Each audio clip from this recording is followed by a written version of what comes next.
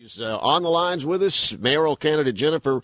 Jennifer, why didn't the Chamber of Commerce want to include you in any of their? Well, they sent me a letter on June 1st, which was actually after I was supposed to have raised $50,000 for my campaign. And since I didn't start the race until May 6th, I was able to obtain 3,600 signatures in a matter of 3 weeks, turn them in on May 30th, which my sole focus was getting those signatures. And I started fundraising after May 30th once I obtained all the signatures I needed to qualify for the ballot. But I'm looking at the letter they sent me here, and it says that as of June 1st, I should have had already raised $50,000, and that was the sole criterion that they're keeping me out of the debate on. So they just say you don't have enough money. Well, I didn't have enough money as of June 1st, which was I had only been in the race for about 3 or 4 weeks. I see. How much you got now?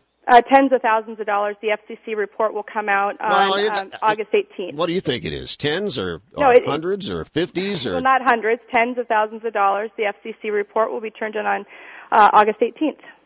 Now, or not the FCC. I mean, look, do I pursue that or not, Babinski? I mean, is it 10,000 or you're missing this perhaps by as much as 90%? What are we dealing with here? Did you get the 50?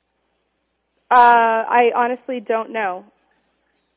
Oh, okay. It didn't matter because their criterion was as of June 1st, which was actually the date they sent me the letter. It's dated June 1st, 2011. That was like 2 months ago. Yep. Okay. So why do you want to be mayor? I want to be mayor because we have had, for far too long, we've had the vested political interests running the mayor's office, running the city council. They make inside deals for their preferred candidates, or for the preferred interests, and I'm going to focus on jobs and opportunities, safety and security, and fiscal responsibility. Okay. You ever been on a city council? No, I haven't, and I see that as a positive. I don't have any political interest to repay. I don't have any vested interest. What I do have is over 20 years of business experience. What kind of business? I like business. What kind of business? Sure. I was a director for a financial services company, Sun America Securities. It's now Sage Point. There I was responsible for the technology department that was transitioning the paper-based financial services system to an internet-based one. I managed a budget within the corporation. I managed employees, and I had the responsibility of hiring and firing people. I've also owned my own small businesses, consulting company that actually worked with vendors that provided services to the city of Phoenix. I worked for the Rose Law Group, where I was involved with zoning issues, particularly with Pinal County at the time. So I have a strong background in various different business interests. And for about the last 10 years, I've been working for organizations such as the Institute for Justice. Now, have you lived in the city of Phoenix? I mean, have you lived in Phoenix long? How long have you lived in Phoenix? Well, I was born and raised here. I left for college in 1992 and went to Marquette University. Was at Marquette for 4 years, spent 2 years in Oregon, and returned here in about 1998. Right, and so you've been in the city since 1998. Correct. Living within the city limits. Yes. Okay. And who have you voted for mayor in the past? Well, in the past, there haven't been any good candidates for mayor. For the last 2 elections, it was Phil Gordon or that other guy. And the one before that was Skip Rinsa. And I wasn't terribly pleased with the candidates that were being offered up. You didn't vote for anybody? No, I didn't. Didn't write yourself in?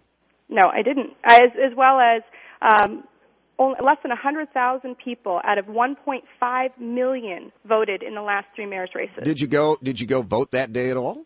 No, I didn't. You didn't vote for any city council people? I did vote for when Sal DiCiccio, because I thought the race was in November. When he ended up in the runoff race in the last election, I did vote in the runoff race because. I'm good, Jennifer. Nobody goes to the polls anymore. You can do it all by mail. This business of what day it's scheduled is irrelevant. I have never signed up for early voting. I believe in going to the polls, and you can look at my record on that. I go to the polls. But you didn't go to the polls. You didn't vote in any of except for a runoff? How long ago was that when you voted in that runoff election? The last runoff election, which was, I believe, in 2009. And how long have you been living in Phoenix? since 1998. And you couldn't vote at any city council election since 1998? We've had a bunch of them. Well, you know, it depends on where you live. There's not a city council race each and every election. But let's focus on what the people of Phoenix care about, which is the issues. Because I really don't think since 92% of the population of Phoenix didn't vote in those elections, I really don't think your viewers or listeners are terribly concerned with who does and doesn't vote. Well, in city elections. now, Jennifer, that's a problem. See, with me right here, we got to stop for a minute because I don't care what you think my listeners are concerned about. I have a pretty good handle on what our listeners are concerned about, and frankly, I think that the issues are important, and I think that the person. You know, the person's history and the person voting is. You let me handle what our listeners are concerned about. I'll do the heavy lifting, and you can do the interview. But hang on, I got to pause for a second here. Jennifer Wright, candidate for mayor on KFYI. The nearly famous Barry Young Show. 550 KFYI. KFYI.com. It's 8:52 on KFYI. She's in the fray, folks. Jennifer Wright. Candidate for mayor of the city of Phoenix, fighting her way through, and it's a jungle out there. All right, listen, just before the news, you want to talk about what you're going to do if you get elected mayor. What's the plan? What are you going to do? Well, first of all, we need to make the city of Phoenix more business friendly. Right now, the city of Phoenix is fairly hostile to small business growth and development. You can say that again. The process is onerous, and with my work with the Institute for Justice and Goldwater Institute, I spent a lot of time looking at the various different rules, regulations, taxes that are impeding business growth and development. And that's the number one problem we have here in the city of Phoenix, is making sure jobs and opportunities can flourish.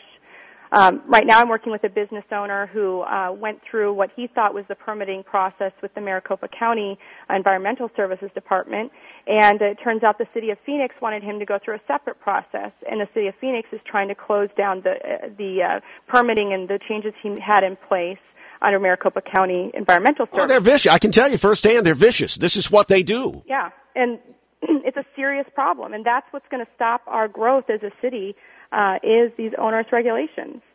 And we need to look at them and find out what is a true health and safety issue and what's just keeping businesses from growing and thriving.